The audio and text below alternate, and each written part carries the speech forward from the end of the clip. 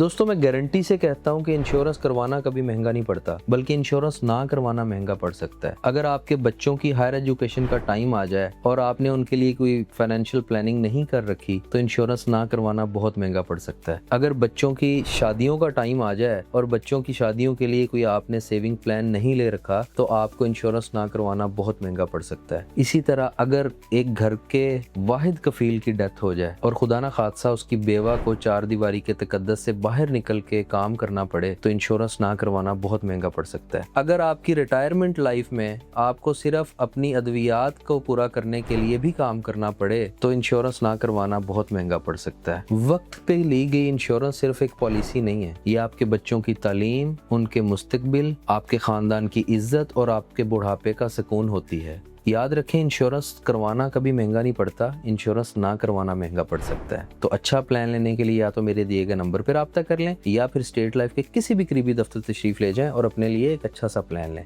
Thank you.